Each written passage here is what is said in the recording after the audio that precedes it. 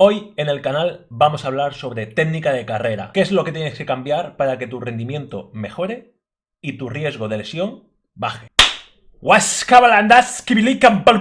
Muy buenas tardes, chat de YouTube, chat de Twitch. Oye, ¿cómo va la tarde, chavalería? Bueno, pues de puta madre. Bueno, oye, venga, vamos a ir a por ello. Hace ya un tiempo estuvimos hablando sobre técnica de carrera y nos centramos en el contacto del pie con el suelo. Hoy vamos a seguir hablando sobre técnica de carrera y vamos a analizar otra variable que vais a ver que modifica muchos factores de la técnica. Y no es ni más ni menos que la cadencia. Vais a ver que modificando la cadencia cambia muchísimas cosas. Tenemos que ser conscientes que en realidad la técnica de carrera es muy diferente de un corredor a otro y es muy diferente, depende de la velocidad del mismo corredor. Es decir, yo voy a tener una técnica de carrera diferente cuando corro en el primer umbral a que cuando corro en el segundo umbral, porque las demandas tanto de velocidad como impactos, frenados, propulsiones es diferente. El ritmo o la velocidad de un corredor viene determinado por dos variables principalmente. Una de ellas es la longitud de zancada y otra de ellas es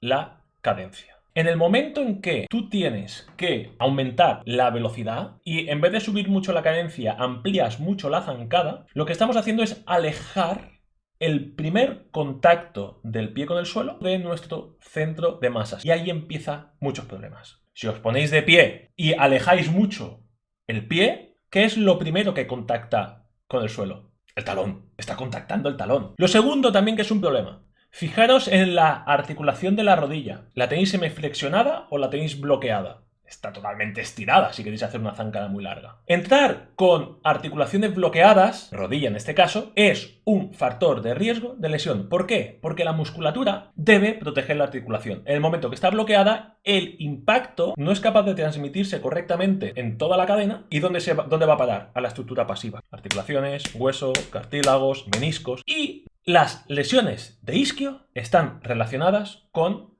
esto que estamos comentando. Es como si estuvieses haciendo constantemente el típico ejercicio de pata de glúteo. Este movimiento, ¿vale? Pues obviamente eso carga los isquios, ¿vale? Entonces es importantísimo que estas cosas se tengan muy presentes, que tengáis información en el reloj para que seáis capaces de modificar esto in situ. Estás subiendo y dices, buah, tío, noto mucho los isquios. ¿Qué es? ¿Por fatiga? ¿Por técnica? ¿Qué está pasando? Mira la cadencia. Buah, tío, estoy subiendo aquí con una cadencia, me lo invento, 100 pasos por minuto, 110, 120, los que sean. Voy a intentar incrementar esta cadencia un poquito. Vamos a ver si esta sensación de isquios disminuye. Y dices, guau, tío, qué cambio. Ya sabes que el problema era esa cadencia. Oye, que subes la cadencia un poquito y aún así los isquios se están quejando. ¿Qué es lo que puede estar pasando? Pues que esos isquios están reventados. Y es posible que tengas muchos números de que el glúteo no acabe de trabajar bien, que los cuádriceps sean muy fuertes y estén luchando contra los isquios. Aquí nos podríamos estar hablando de muchos temas y muy diferentes cada uno de ellos, ¿no? ¿Qué sucede en las bajadas? ¿Qué es mejor?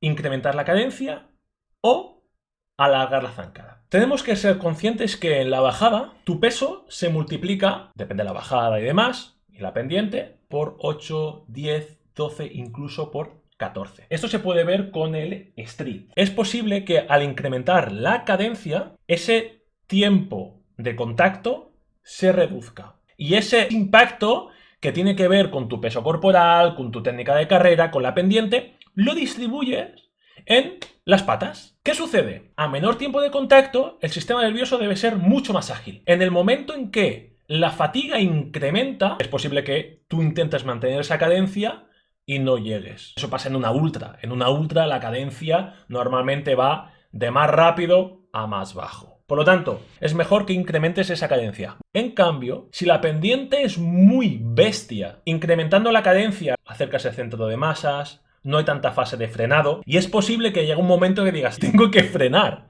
¿Cómo vas a frenar? Reduciendo la cadencia. Alejas más el centro de masas, va a entrar el talón, va a entrar la rodilla bloqueada seguramente. A cambio, te frenas. Y es ir jugando con ello. Por eso, la técnica de carrera debe ser dinámica, debe ser muy flexible. Depende un poco las demandas que tengas. Aquí hay una imagen, este estudio si lo queréis buscar, tenéis aquí la referencia.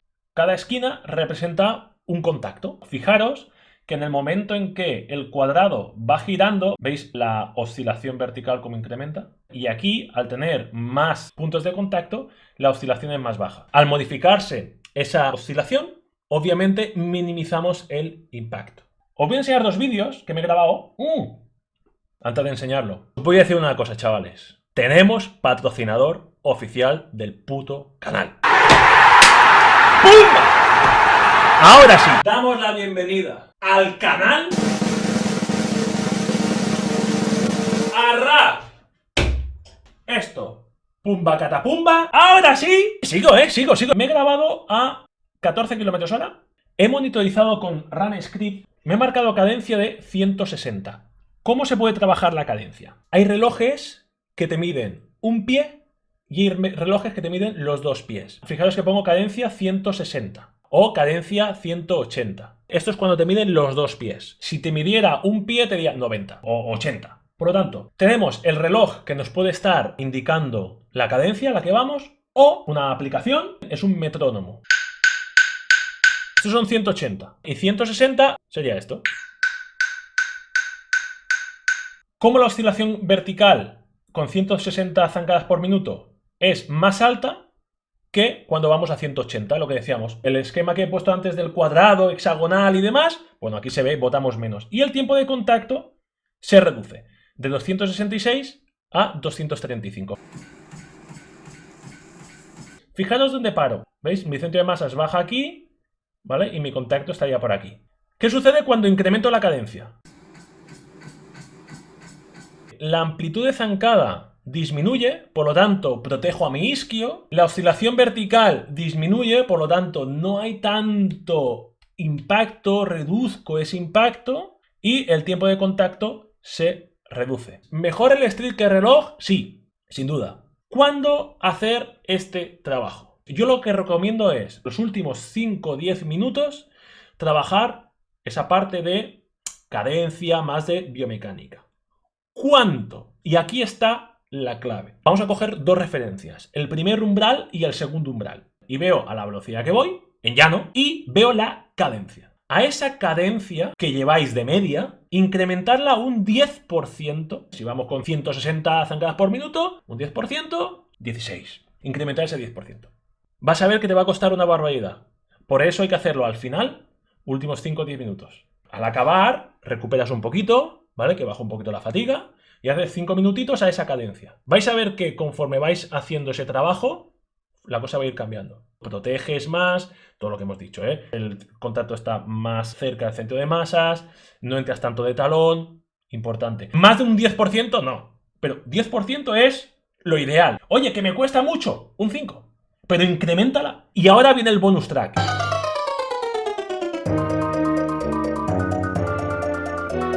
Duty Factor. El Duty Factor es una variable que aparece cuando llevas acelerómetros. RunScript, Street y demás. Lo que está relacionando el Duty Factor es el tiempo de contacto dividido entre el tiempo total de zancada. El tiempo total de zancada es la suma entre el tiempo de contacto y el tiempo de vuelo. Os voy a enseñar una gráfica de un estudio muy chulo. El título es Influencia de los parámetros biomecánicos en el rendimiento y la economía de corredores de fondo aficionados. Lo que quiero es que nos fijemos en lo siguiente. Mirad, en el eje de las X tenemos velocidad, de 9 a 16 km/h. Aquí son los tiempos de contacto y de vuelo y aquí tenemos el Duty Factor, la relación. A más velocidad, el tiempo de contacto, teóricamente, debe ir reduciéndose.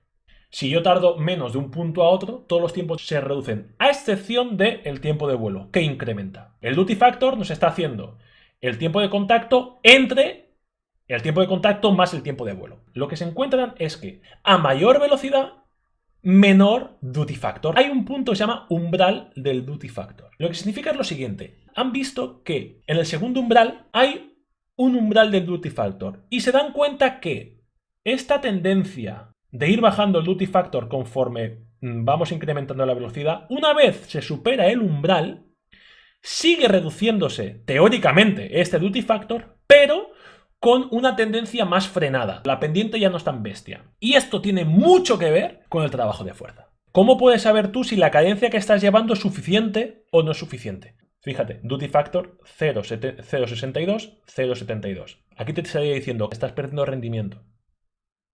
Y no tiene que ver a nivel fisiológico, porque tú estás yendo a 14 kilómetros hora, pero es menos eficiente. ¿Qué está pasando aquí? Habría que mirar la cadencia. Es que a lo mejor llevas una cadencia demasiado alta. Si incrementas mucho la cadencia, el tiempo de contacto se reduce demasiado. Ibas a 170, lo has incrementado un 10%, te has ido a 180 y pico. Tío, vamos a reducirlo a 178 zancadas por minuto. ¿Qué vamos a conseguir con eso? Que el tiempo de contacto incremente un poquito, seguramente este tiempo de vuelo puede cambiar y el duty factor pasa de 0,72 a 0,50 y pico. Tu rendimiento está incrementando. Entonces, si tú quieres incrementar el rendimiento, quieres ir más rápido, muchas veces el problema no está en la parte fisiológica, está en la parte biomecánica. Bueno, oye, chavales, nada, nos vemos. Muy buenas tardes, buenas noches, espero que el tema haya sido interesante. Subir 10% de cadencia y si no sabéis si sí o si no, duty factor. ¡Pumba! Es esta línea de aquí negra oscura, negra oscura, negra oscura. Hay que ser bastante gilipollas, pero bueno. ¡Apadeu!